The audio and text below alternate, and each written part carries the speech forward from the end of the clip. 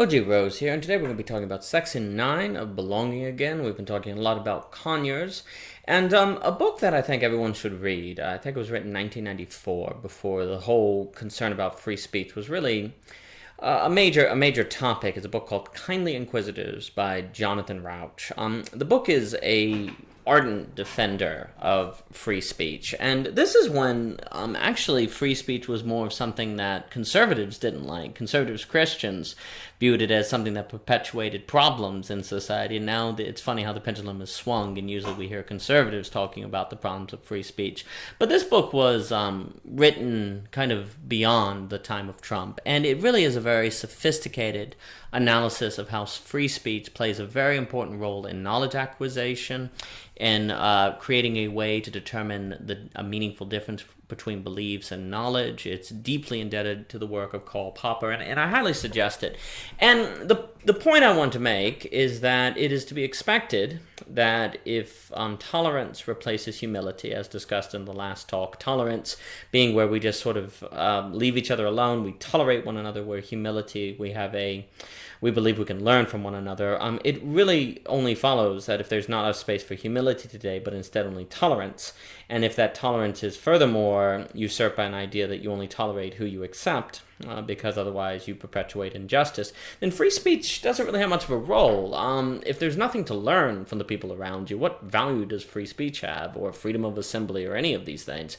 If anything, it just perpetuates oppression. It just wastes time. Sure, people can vent. Sure, we might learn something, but who cares? The value add of free speech in a society that really believes that we should be acting, not thinking, is quite low. Conyers is concerned that we've moved from a society of contemplation to a society of action, that we almost think it's immoral to contemplate and think about big questions. You have that old Marx quote of the point is not to think about the world, but to change it. And in that context, what role does free speech have to play?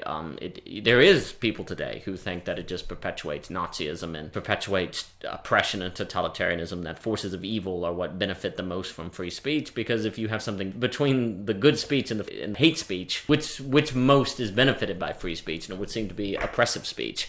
Now, if your idea instead is that we don't know what ideas are good and what are bad, and that we have to have some sort of way to test them, some sort of process by which we can discern good ideas from bad ideas, then free speech has a very necessary epistemological role. But if you don't necessarily follow that, or if you believe that the process is over, that now we know which ideas are good, so now it's time to implement them, then we've in a way moved out of the, maybe you could say we've moved out of the phase where free speech plays a role.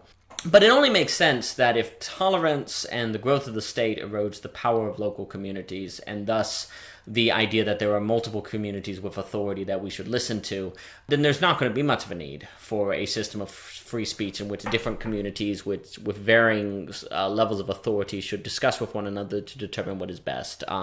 It seems like a waste of time, because the state has the power, and we don't need free speech. We just need the state to speak the right things, or for the right people to associate in the state. We don't need an arena for testing. We just need to make sure the right people are there, because the power is concentrated there. And in fact, if we try to waste time making sure that we have the right ideas, then the other guy will beat us into the office, will win the presidency before we do, because we were too busy philosophizing, and the society will be made immoral. Injustice will not be corrected. So there's a sense in which free speech is a distraction. Not being confident in your beliefs is a distraction. Not spending time contemplating is to waste time.